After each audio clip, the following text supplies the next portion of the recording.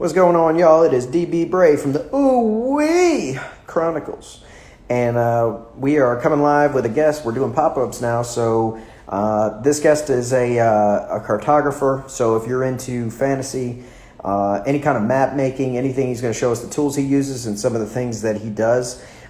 This is brought to you by Mobilo, the electronic business card that you can tap on your phone, and you can go ahead and get you a card in the link of my bio. So just pull up my main page, go to that link, and then right at the top it gets you your own card. You can get a custom made, or you can get a standard Mobilo card. I think standard's like $6, and custom made for your author profile or whatever is $39.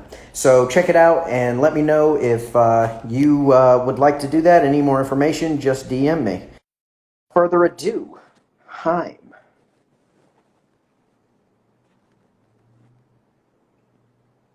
Here we go. Here we go. What's Hello. going on, Dutchman? Oh, very good. How are you? I'm doing well. So you are the first Dutchman on the Chronicles. So we all do ooh-wee. So let me get a Dutch ooh-wee. Ooh-wee. The ooh-wee. Hello. So let's start off. You're from the Netherlands, also known as Holland, and pretty much the only city that anybody I've ever met knows about, Amsterdam. So that's good. And do you live in Amsterdam, or is that more of a no? Nah, Amsterdam is the capital city. You're And, the capital. Okay, so what is no, the capital city of the Netherlands? Amsterdam. Oh, okay, No, I don't live there. I live in okay. the actual opposite side of the country, in the Okay. very south.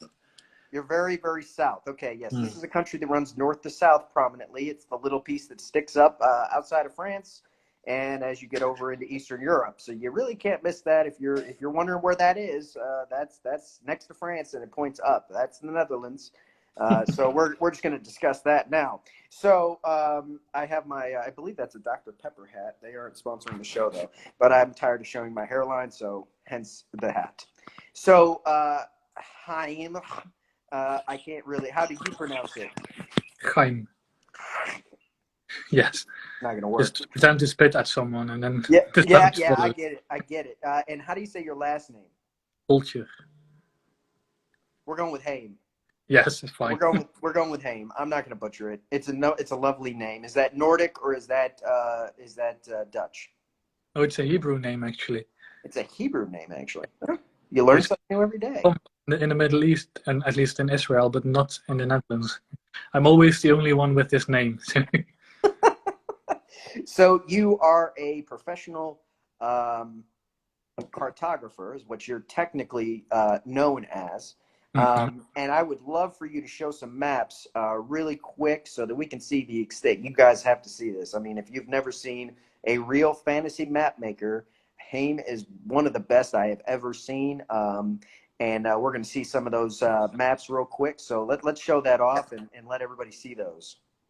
Well, let me just revert my camera. That's probably easier. Reverse the camera. Here we go. Yes. Haim on live. We've got a pile of maps lying here. Wow. This is a small one. Yes. Very With the small Corona. one. With a Corona. Very. Somebody needed directions to the beer. Somebody wanted to include 2 bottles of beer there. Okay, what else? Ooh, This is a city in the roots of a big tree. nice. A small one as well. We have a Ouroboros, like this was going to be around the edge of a map that I made for somebody else. Okay. So this is as a border for something. Mm-hmm. This is a small map as well. The thick black line you see should be a canal. Okay. This is why the map is called the Great Canal. Okay. That's really nice. Thank you. Here we have a world tree kind of thing. Wow. It's insane, man. This is a small one I did without actually being a commission, just for testing the paper and so on. Yeah, I like that. That's great. Wow. Let's go a bit quicker because I have a huge pile of these things. This is just a regional map with Yeah. little icons to show details of the interesting points in the map. Okay. Wow. This is a post-apocalyptic kind of map. Jeez. That is some detail, man. Whoa.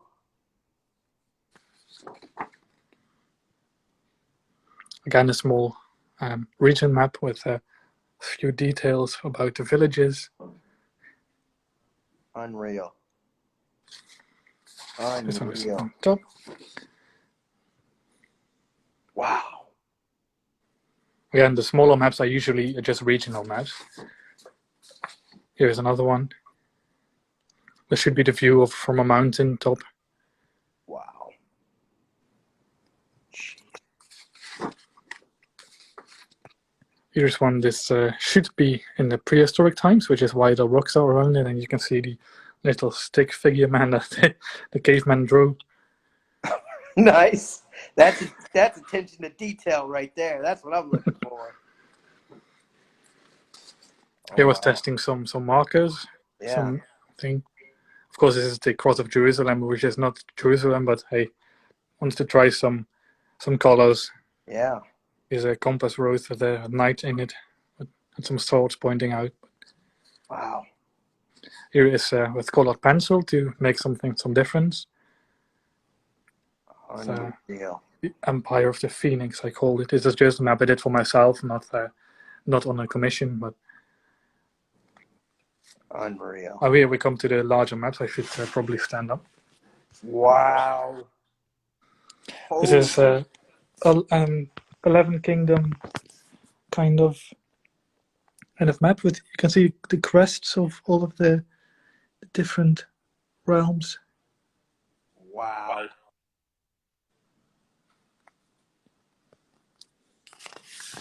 And moving over, this is another larger one. That is amazing. And you can zoom in and more detail pops up into the map. I always try to fill all the blanks as much as possible because, well, having empty terrain is just lazy. Oh my God. Here's another one. I can go on like this. Wow. This is what I did with a bit of color in that to have a bit of subtle difference. And it has a continent title, of course, and you see the trees are in green, the names of the empires are in red. So it was a bit of a difference there. Wow. Here is a city map. Whoa. Look at the detail on that. It's well, I made it up, of course. It's a blend of different architectural styles. I tried to make it sort of a mix between Byzantine, medieval Europe, and the ancient times meshed into one, with a smudging of fantasy on top, because else, of course, nobody built towers this tall. No. But it works for fantasy. Yeah, no, I mean, that's just insane, the detail. I mean... This is another sort of regional map with one big city over there, and then just some terrain on the outskirts. Here is a commission for a British castle, actually, and I tried to make it. Well, they asked me for a map, but I thought, let's do an isometric view of it. That's more interesting, so I could get away with making lots of detail. And it was William Shakespeare themed, so there are some quotes over there and there, and so on. Wow. This is another continental map. It's a fairly simple one. Let's continue. This is one that you can see a stained version. That is a map. It's just a thick aquarelle paper like I use on the rest, but I stained it with coffee to make it look old. Okay. It was a bit of a mix between sci-fi and fantasies, which is why the cities are all in biodome kind of things. Wow. And here is a very large map. It was also a commission. It was Empire Down. You can probably see the big black gaping hole in the middle. It's the abyss. So this is a city built in a crater. It's steampunkish kind of fantasy. You can look at all the buildings over there. You can probably see some buildings that inspired me, like combining the Big Ben and some palace in Rome and so on. And you can see the detail here is a pub that uses an old sailing ship as its base. That's beautiful. I love it. Oh my dear God. And here is a big stone golem that is deactivated, but they built houses on top of them. And yeah, there's lots of detail and little houses everywhere. You can zoom out, and of course, I made little steampunk kind of details around it. Yeah. And this is all hand done. All hand on, yes. I used just one pen for this. Oh my God. But you can't have a steampunk map without having gears and a top hat in there, so there you are. Holy moly. This is another continental map. And I used some crests, so like you can see the details in the shields. Yeah. Wow. That is insane. Look, this is Canada. At So least, I'm from right down there underneath that line. From where? So if you see the line that's dotted, okay, and then you move just a little bit down, a little bit further, right in there at the edge of the map. Buffalo. Oh, that is so awesome. Oh, that is so awesome. Oh, wow. All right, we're going to talk offline about that one. Well, here's another continent map. This is one I finished a couple of days ago, actually. Was this the one that you did in the 1 day realm? There was one that you had done? No, this is this one, the next one. This I did in a couple of hours, actually, because it's not A3, it's just a part of it, as you can see. And I used staining of it, and I use a bit of colored markers to make the edge stand out. I like that. This was the one that I did with the coffee bean challenge, which is why I called it Phaseolus vulgaris, which is the Latin name for beans. Leave it to the Dutch. I could call it the Dutch bean, but I used the different realms that I put in that with different bean sorts. That's insane. Was that for a contest or just like a challenge? No contest. It was just mapping together. So like other cartographers showed their stuff, and I showed mine. No competition whatsoever, just casual drawing. That was casual? Yes. Yeah, like my ex occasionally casually went out with other men. Okay, keep going. Here is the map called Frostmoor, I believe, Frostmere, with a little boat there. This is the crest with the F for the continent size, and this is with a sort of detailed border around it. You can see there is a whale over there, Yeah. some fish, and of course, you can see the terrain. This forest took me a while. It was quite a lot of cramping hands. I can imagine. Whew. Here's a map that's actually oriented the other way around. Oh my God. For those of you that are tuning in that have never seen a fantasy map, these are like extremely difficult to do. This is not something you just sit down and you do. Well, you can, of course, but here's a map called Forsaka. At least I think you pronounce it like that, but I'm never sure. And here is a crest that I made inspired by a medieval window. These were some letters that the author sent me. Here's a castle again. This is a different one. This is more from the Scandinavian countries, from Uppsala. It's actually in the middle of a city there, but I had to draw the castle maps with a little detail on the gate. Oh my God, look at the gargoyles. That's insane, bro. Oh my God. That is unreal. Now you can see the boathouse out there and some servants' quarters. I believe in this is a conservatory and the little church or chapel with broken windows. For some reason, there had to be crosses at the hill, so I included those. The stables and door kennel and a random statue. It's a random statue. Doesn't play into the book at all. Well, now it does. Oh, okay, now it does. So here's again sort of the same kind of border style that I did, but with in the corners you have different shields for the different realms in there. Mm-hmm. And then of course it brings all together. I always try to blend in the forest and the mountains a bit to make it look complex and nice, like a bit of a real world, even though it's fantasy. Yeah. It doesn't always have to make sense, but I try to at least have it make some figment of sense. And there we are. This is the pile I had ready for you. Okay. So let's switch the camera again. Yeah. And there I am. Wow. I'm just blown away right now. I'm going to send this IG to every fantasy writer I know. I mean, that is insane talent. That is insane talent. So you tell me, Chaim, how long have you been drawing?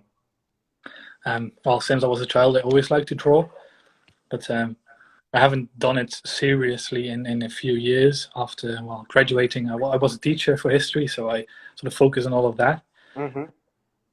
And drawing went to the back burner until I sort of started doodling during my work and sort of rekindled my old interest, and I started doing it again, and with more seriousness. And I thought that, hey, let's see if I can make some money with it, because I do like drawing it, but I also like the concept of having money in my bank account. Sure. Who doesn't? So, I get it. I took a map that I made for a D&D campaign I wrote. Because sometimes I'm a nerd as well, of course. You can't not be if you like history and you like drawing. It has to be a nerd, definitely. So for the D&D campaign, I made my map of the city, and I made a map of the general surroundings, and I uploaded it to Fiverr to try, hey, let's see if somebody else is interested in these kind of things. And what do you know? After a few weeks of waiting, I got my first commission, and it has been going steady ever since. Right. So. I know that I found you just to give me like a sketch or something, and it was unbelievable. I sent it to everybody. I sent it to absolutely everybody I knew, and I was like, "You've got to see this." How long did it take you to do that little mini thing? The little mini thing I did for you, and then. Yeah, the first time that we did business. Yeah. I think I was only like 4 hours. It was did in between. It was only a small map, so. It's just a piece of paper and my trusty pen over here, and then. Yeah, and unreal. Okay, so how long does it take you to do a full wide map like you did? Is that the A4? A4 is the small size. Let's say the printer paper size, actually. That again depends really on how much detail is there. The more detail, the longer it takes. But usually for these smaller maps, it's like 4 to 8 hours. More, not really. And the larger maps for A3, which is twice the size of A2, it can take up to many hours, especially if it's a city map. You can imagine those take a hell of a lot of work to sketch out the architecture, and then to get the shading right, and that's going to take a bit more. But can you recover from mistakes? Yeah, because now I scan everything in, and we have nice programs like GIMP and Photoshop and so on. And I have got a drawing tablet that I can use to sort of, with lots of detail, fix little mistakes or writing errors and stuff like that. But I don't prefer working like that, because there's always a slight delay in when you put the pen or the stylus to your device, and it actually registering the input. And you also don't have the tactile feedback from how hard you press and the type of thing you're working with. I mean, like if I'm drawing with something like this, which is a glass pen, it has a very different sensation than when I draw with a fountain pen or even with a quill. It's a different sensation or with a pencil. It's where is it there? Sorry, I call it. I know, a brush. Yeah. it's a different sensation. So I always like to draw with actual materials and actual paper, because it really makes a difference on how it comes across. Well, digital, it all feels the same, regardless of what brush settings you use. I find it sort of feeling detached from the drawing, which is why I know it has lots of possibilities. It has the delete button, so you can undo your mistakes and so on. But it misses something of the essence of making art, I believe. But I've been sketching and been working on a little thing for me, and I think it's wonderful. And would you like to see my volcano? oh, definitely, yeah. Here you So go. Oh, Bichon, the author, just showed up. So Bichon, you got to watch this from the beginning. But let me cover the title here. So you see the skill there, bro? yeah, That took me like 2 hours. Them icebergs down there at the bottom, you feel me? And then over here, those are volcanoes. You see right. that's a volcano. Yeah. Mm-hmm. So you can see that, and could I get a job with you? Like, is that like could I become a cartographer with you? Well, I have to probably give you some basic lessons. So when did you start getting serious about it and creating masterpieces like this? Well, the more you do it, the better you get at it, actually. And I don't consider them masterpieces, because if you look online, you can see other creators there that create so incredible, nice works that I only can dream of actually reaching those levels. But of course, you have to have something to grow to. So every artist has his own style, and mine is usually pen to paper, black and white, usually, but with deviations. And I grow in it steadily by doing it. The more I do it, the better I get at it, the faster I get at it, and the more techniques I get the hang of. But yeah, when did I get serious? Well, when I probably got my first commission, I thought, all right, now this is for money. Now I have to deliver. And I always try to deliver the best what I can do at that particular time, every time I make a map.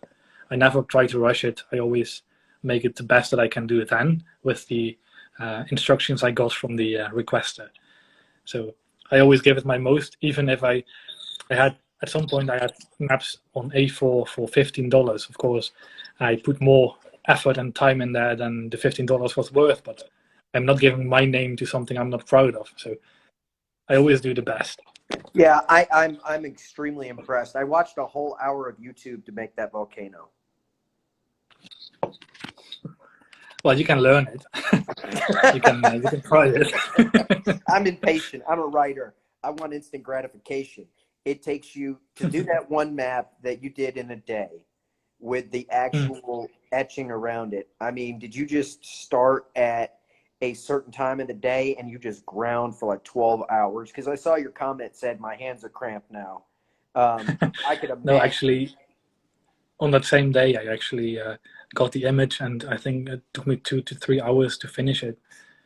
I copied the lines of outlines of the I call them the beans, and then I decided, right, how am I going to call this map? So I googled at some point what the official name for bean was in Latin. So that's when I had my idea, and I started sketching out the rest. And because it wasn't a commission, I could just draw whatever I felt like. It went actually quite fast. I didn't have to look at a reference. I didn't have to read the notes or instructions or what the city was called. I could just make it up, and then it went almost out of itself. Yeah. So if you ship internationally, if people pay for the shipping, like if they cash app you that money, then they can buy an original. Definitely, yeah. Okay. Yeah. And does that run up into the high hundreds of dollars in American, or are we talking? Like no. The shipping cost is actually quite doable. It's, I think, $11 to $15, depending on how much the package weighs. I've got one of those cardboard. I call it the round the document housing things. Cylinders. Yeah. Cylinders. That's the word. Yeah. Thank you. I got it. Yep. Round cylinders, indeed. The one that I'm used to having whiskey bottles in, but now I ship pipes in that. I aim with the good jokes. What are you drinking there, bro? That don't look like no water. It's beer. It's beer. Dutch beer called Hertog Jan. I don't know if you can pronounce it. You would call it Duke Jan in English. Do you want me to try to pronounce it? Please do, yeah. Because my listeners would love this. So let's do this real quick. This is a new ooh-wee style. Say the beer again, and I'll mimic it. Hertog Jan. Young. Very close. Good. Very Yes. close. Okay, give me a good Duke word. Jan in English. Okay, give me another word. Give me a good word. Good word. Give me a good word. Give me something. Start easy on me. Let's go with bathroom in Dutch. Badkamer. I'm not even gonna try that one. Next. What do you want to say in Dutch? Anything. Where's the library? Waar is de bibliotheek? The bibliotheek. It's like you have to imagine speaking Norwegian, but then swallowing half the vowels and changing it to Arabian half sentence. That sounds real easy. We should go over to 7th Avenue in Long Beach, and we should have a good time there.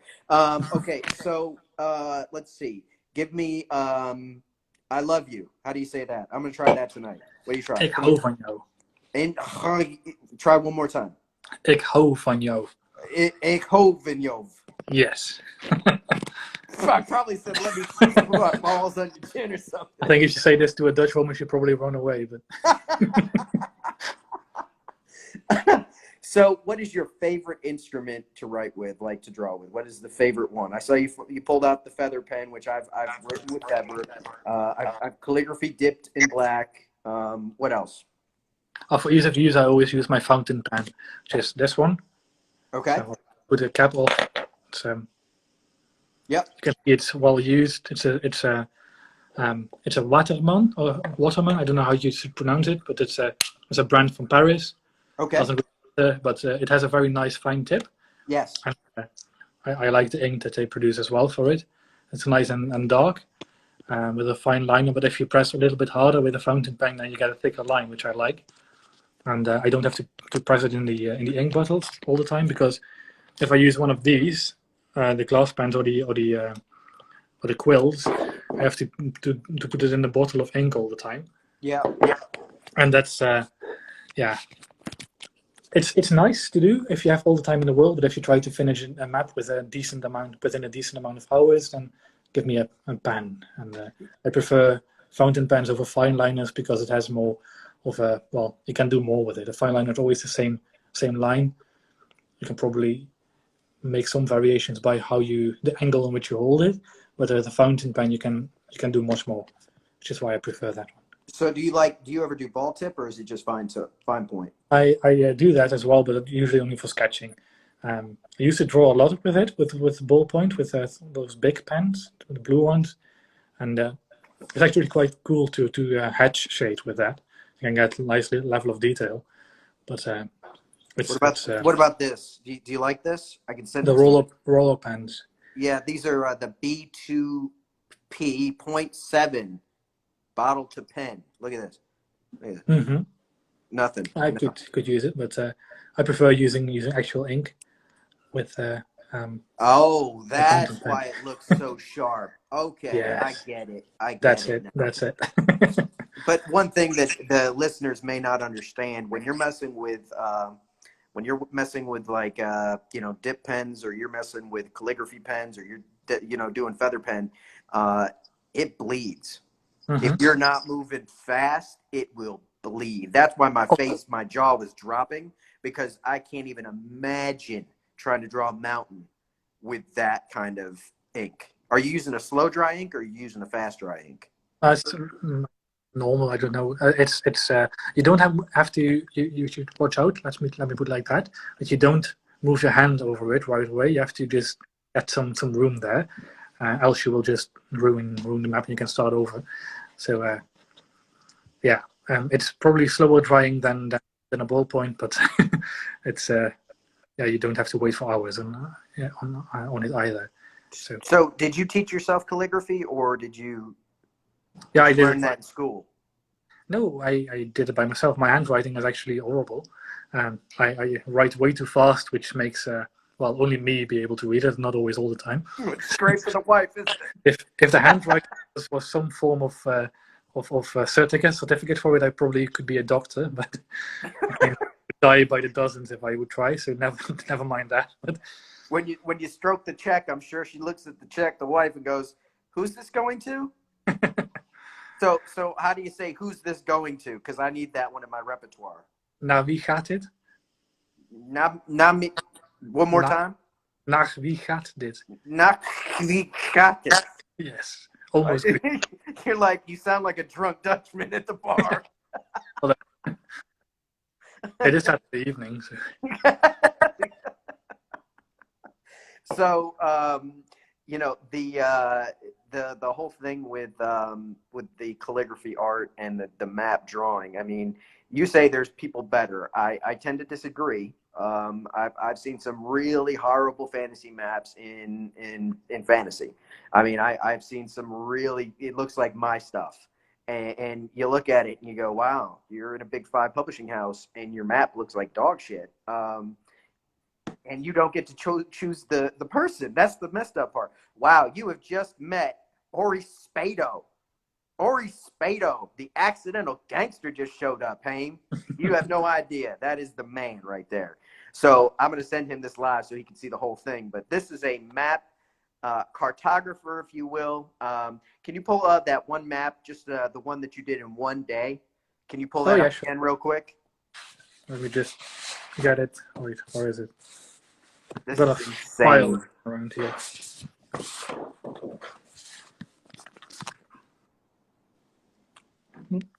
Keep going. That was done in one day. I think it's crooked. I put it like that. Yeah, look at that. That is so amazing, Haim. I can't even begin to imagine how amazing that is, man. That's insane. Thank you. I mean, you get better by doing it a lot, though. You get faster if it's in your muscle memory, then it's not that difficult anymore. So do you do like 7 days a week? Or, I mean, as a writer, I get massages and chiropractic adjustment right here where my hand is. Mm-hmm. And they put the pain to it and they yank the muscles off of the knuckle. You must be in excruciating pain. No, not at all. You get used to it. It's a nice break from the keyboard that I use for work, though. Yeah, so that sucks for me because I type all day and then I come home and write all day. Well, I know you're feeling. I write as well. Well, you're also a writer. That's the crazy part, is that you're a writer and you're on Amazon. So what is the actual book called? Well, I actually have the physical copy over here. Oh, excellent. Yeah, get that out. I don't know if you can see it. It's probably in a mirrored image, so I probably have to... Nope, got your name at the top. And pronounce that whole name again, because I don't want to butcher it. My name, Chaim Holcher. Hot message. Keep going. Chaim Holcher, yes. And the book is called The Awakening, but it's part 1 only, because the second part is coming out whenever I try to finish it at some point. This one is called Takeaway, because, you will have to read out to find out. Absolutely, and I'm going to go buy it. Blurb if you want to read it. I don't know. Well, it's all a mirrored image, so let's do it like this, actually. Oh, that's my light. There.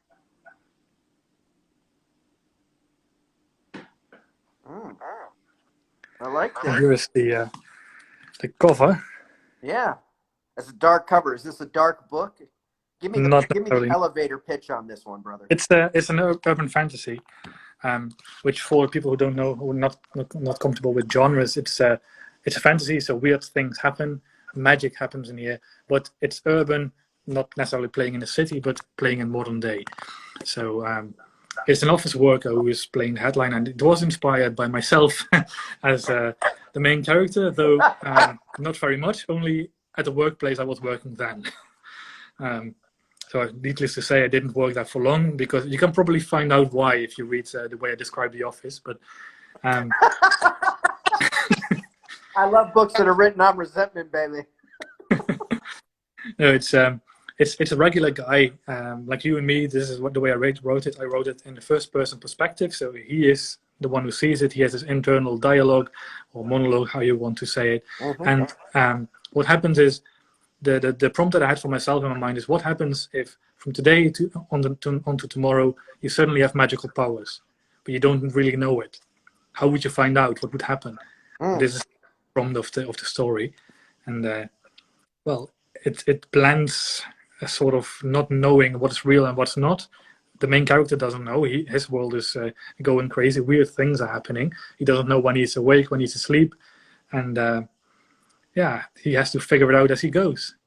Yeah, I'm definitely down. So, do you type in The Awakening? Are there a lot of titles with that, or do you just write CHAIM? If you write my name, it's not common in the world, so you will only find a few other authors and myself. So that's a good thing. It's probably difficult to find it or to remember my name if you're not familiar with it. But once you do remember it, I'm easy to find. Right, right. If you You've search got The Awakening. CHAIM. Yes, exactly. It's I was trying to aim the camera at the book, but it's aimed at my face. So sorry for that. So you know, what is your favorite map you've ever done? The favorite map I've ever done. Good one. It's probably one that isn't even here. It's a map that I made for a city that I'm at one point hoping to write an either fantasy adventure for Dungeons and Dragons or whatever, or write a book of a city development about it if I find a way to make city development sound interesting to anyone else than myself. But it's a city map of a city that I came up with in high school. Even this years ago, if you look at my gray hair. But yeah, it developed also for years and years, so it's quite complex, and I really like that one. But also because it's laden with lots of memories of creating it.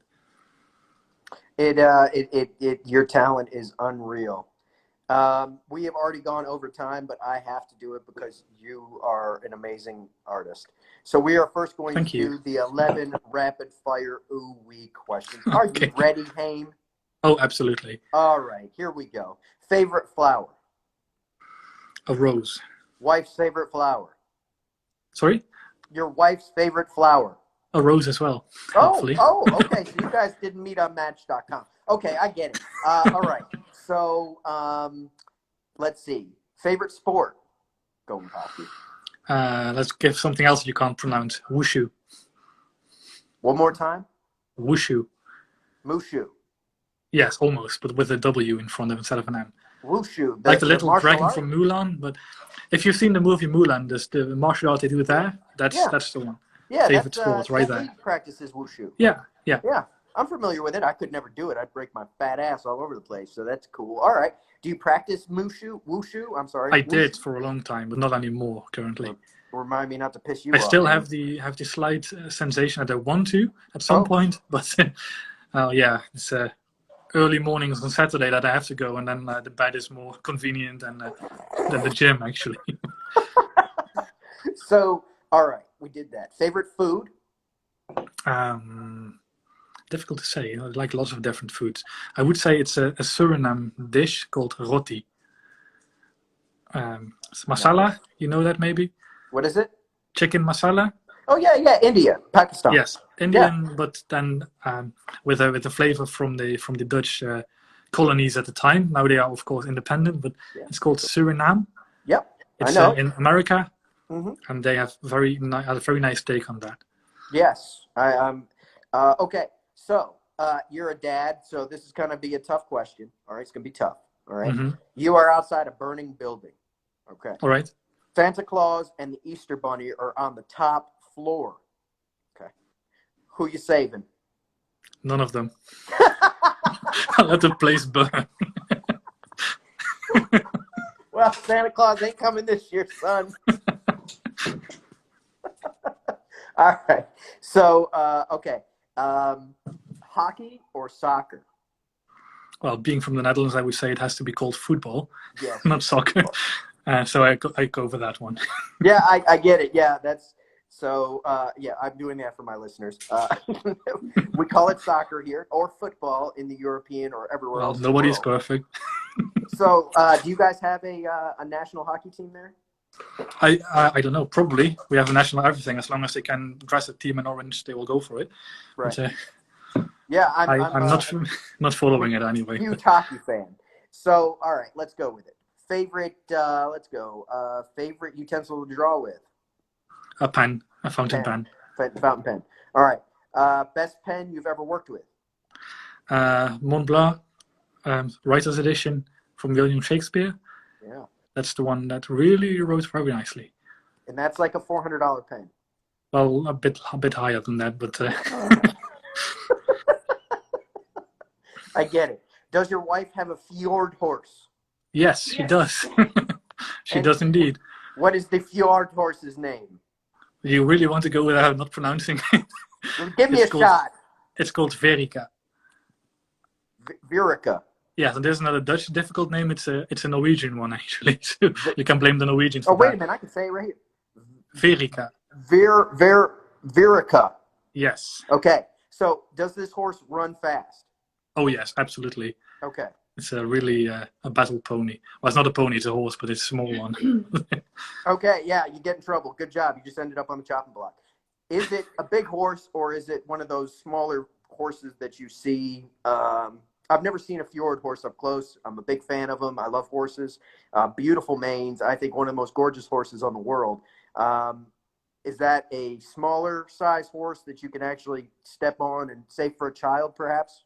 Well, if the child is very brave, yes, but it's nothing like a pony. It's a full size horse. But as far as horses go, it's a smaller breed. Mm-hmm. But it's still well, your feet won't touch the ground if you sit on it. Okay, that's good. That's good. We're gonna need that information, you and me. So, okay. Favorite dinosaur? Not your son's favorite dinosaur. I would say T-Rex, of course. T-Rex? Yes, well, Oh, because man, it's come on. got the name King in there. It's a Tyrannosaurus, Yes. which is it's a tyrant, the problem solver for the ancient Greeks, and it's a Rex in the Latin version. So it's a problem-solving king of the dinosaurs. How could it not be awesome with a name like that? It is, but you saw 4 velociraptors take one down. I'm just saying. Yeah, but that's fiction, isn't it? It's a different time period. Different time period. So let's see here. Final Jeopardy question. Mm-hmm. Can you still run a mile in under 5 minutes? Probably not.